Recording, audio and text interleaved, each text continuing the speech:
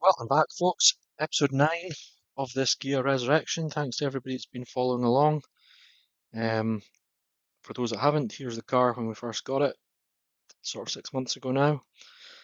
This was the final episode, certainly for a while, and my goal is to get the car on the road, and as the title of this episode might suggest, I've had a bit of success with that.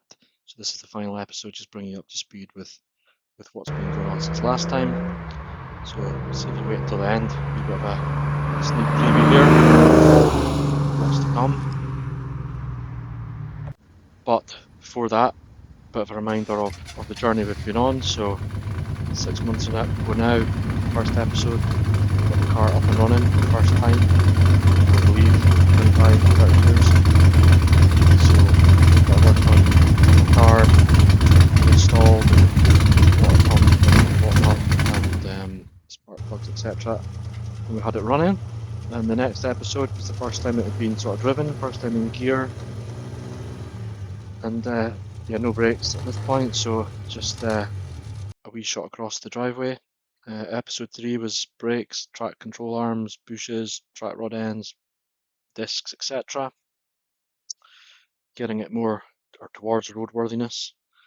Then the focus turned to the back of the car, replacement fuel tank, and then this part here, replacing the diff oil and rear diff plate. Wheels and tyres were next. DIY refurb on the wheels, which turned out half decent, although it was probably an awful lot of work compared to how the professionals would do it. Next up, wing mirrors getting replaced, and then on to bodywork, front and back. Bits of rock cut out and replaced and sort of made good, patched up before being sort of stone chipped and painted. All DIY, all very much a resurrection, not a resurrection. So just yeah, trying to get a usable car that can be used sort of on a daily basis if needed and not too worried about. Then it was reassembling the front end, new indicators, inner headlights, surrounds being refitted, grille refitted, etc. Bumper was powder coated just to freshen up the look, make it presentable.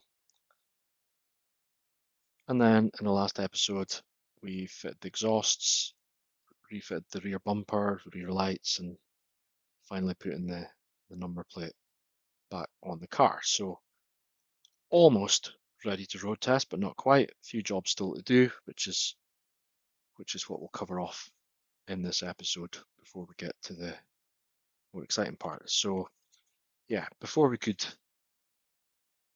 test drive it, obviously we need the seat refitted. Underneath the seat, the carpet goes, so that was the first job, fitting the carpet, and then obviously the seat, which was also repaired in one of the previous videos. It's getting that fixed, buttoned down properly, along with things like seat belts, which have also been removed, so they were installed at this point as well.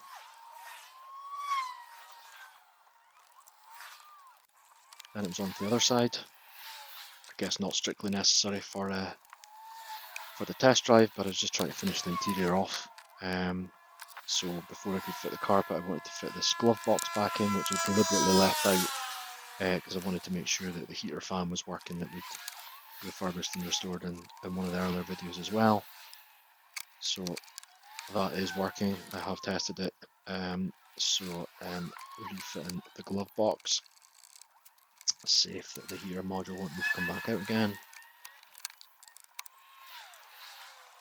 And then onto obviously the carpet at this side.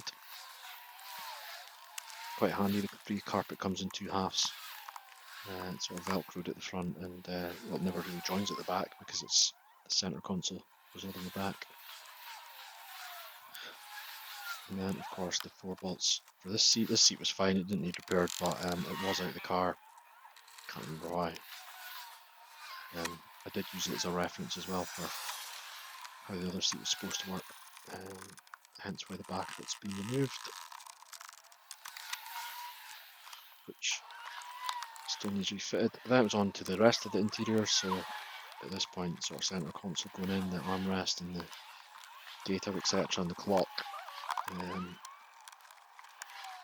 One of these sort of simple jobs, just load screws, which you don't want to miss them, otherwise you land with an annoying squeak down the line as something's not secured as it should be.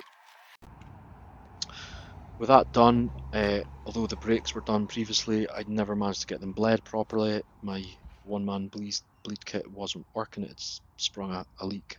So replacement kit and bled them, and it worked first time. A little bit of air out the driver's side and we were good. The wheels off, I decided to change the studs for longer ones. I just wasn't completely comfortable that I had enough length for the alloy cut alloys. So I'd ordered replacement studs. So I thought I'd quickly do the front ones. At the same time I was bleeding the brakes. And then refit the wheels.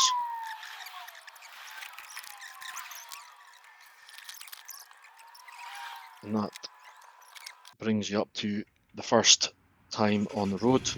Genuinely the first time that I've driven out of the driveway. So it's genuinely the first time the car's been under load, really, and through the gears, etc. So quite a milestone.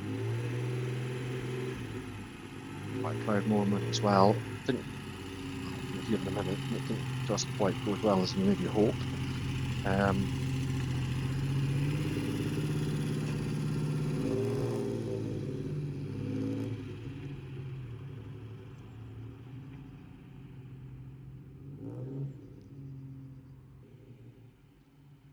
It's me coming back.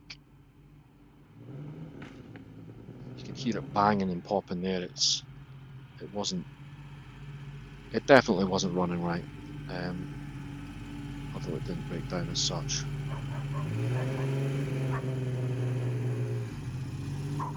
But the brakes, etc. were all good. The gears were good.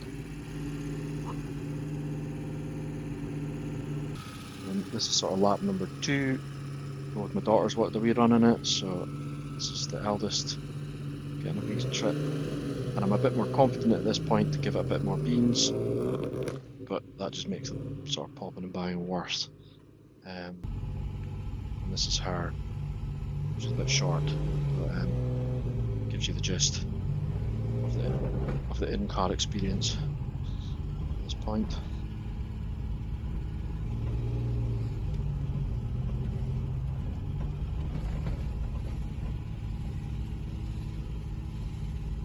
Also, the hotter the car was getting, the higher the revs were getting. I think by the time I finished this, it was idling about 2,000 revs. So definitely some tuning required, which we kind of knew, because I've been faffing about that.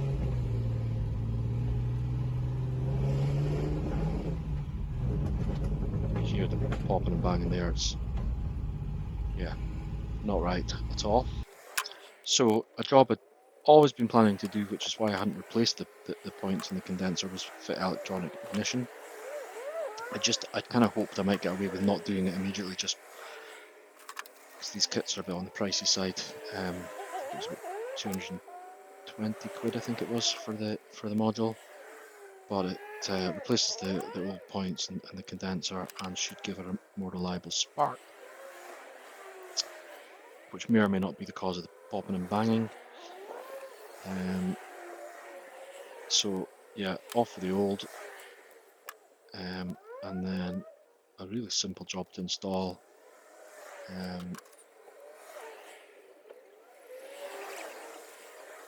It came with a sort of a base plate that had to be secured to the top of the dizzy, which is what I think I'm doing there, and then this sort of module gets screwed in place. 2 wires. The black wire connects to the original black wire that ran to the dizzy, and the red wire goes to back to the fuse box to live, switch live. And then there's a sort of collar thing that sits on the dizzy shaft that spins around. So fitted that all up, and of course it didn't start. Turned out once I got the multimeter out,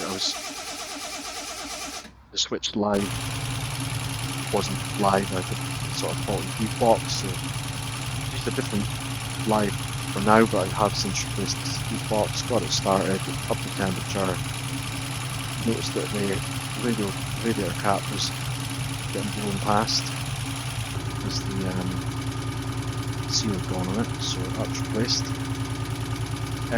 Even after the electronic ignition, it was still popping and banging, not nearly as much, mostly on overrun, like down a hill, off the throttle, not really on throttle run. Oh, it was really good at it. So we checked the timing out, which we suggested to me before, so got a hold of a timing gun. I can't really see it here, it doesn't come out as good as I did hope, but yeah, it was about 4 degrees too advanced. It was running about 18, it should be about 14. It's the timer mark there, that's where it should be sitting. So yeah, needed to adjust that back closer to that 14 degrees, which should be a case of, slackening the dizzy and sliding it back. Needless to say, as you can see by the car rocking here and me using oil plier things, it is totally seized in the block. This is day 2, numerous amounts of WD and crowbars and you name it. I've been trying to get this thing slackened. I did get it to move and get it to the right place, which was good. And then the final job, just because I noticed the car was constantly pulling to the left, was try and sort the tracking out a bit. I know this is not accurate, it's a sort of DIY plate, you drive over it, the needle moves, tells you if you've got too much toe in, toe out. I had too much toe out, so it sort of front needed to come in. So just adjusting in the track control arms to pull it in another couple of threads.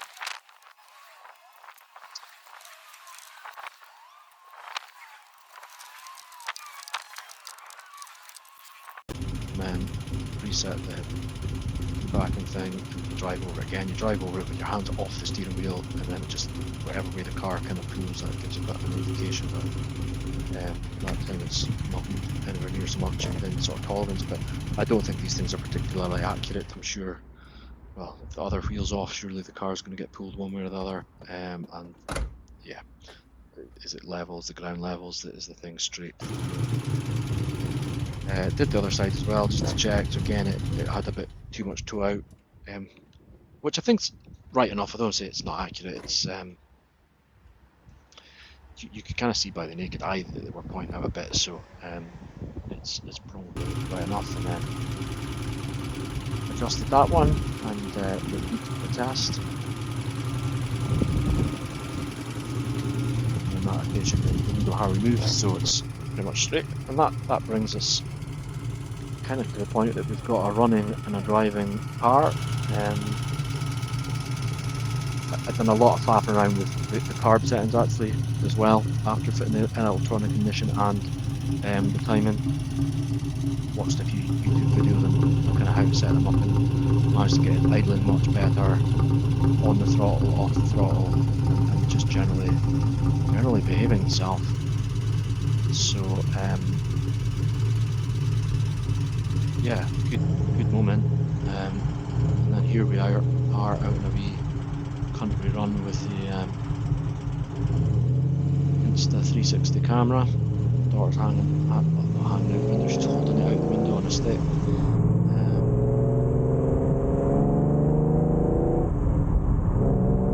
I'll just let you re-listen to the exhaust. Sounds pretty decent in my opinion.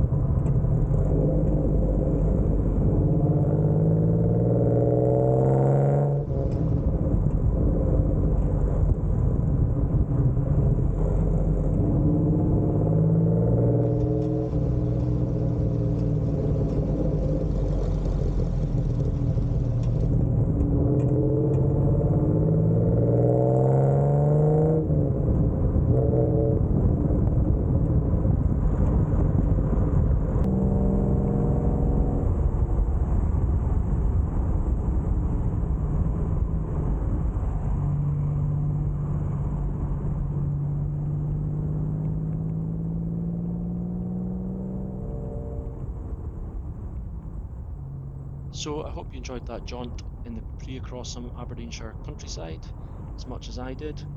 Um, Thank you everybody who's liked, subscribed, commented on the videos over the last 6 months. I really, really appreciate it. I was going to delete the first episode, um, but decided to upload it and give it a go and see what happened. And yeah, the support kept me going and made me think that maybe it wasn't quite so cringy after all. So thank you for everybody that supported. This will be the last episode for a wee while. I'm going to enjoy the car over the summer now that it's back on the road. I'll probably do an episode later in the year, maybe at the tail end of summer, the autumn, once the car's maybe off the road for a bit. I'd like to paint the engine bay, and I've got some other ideas in mind as well. So there will be a future episode, but nothing soon. So thank you all for the support and the journey. Let me know in the comments any suggestions for next time. I'm a bit of a serial car restorer, DIY restorer, if you want to call it that. So there will be something else after the Capri at some point. So maybe give me some thoughts on what you would like to see me do, if you would like to see me do another one. But for now, thank you for support. Cheers out. Cheers all. Bye now.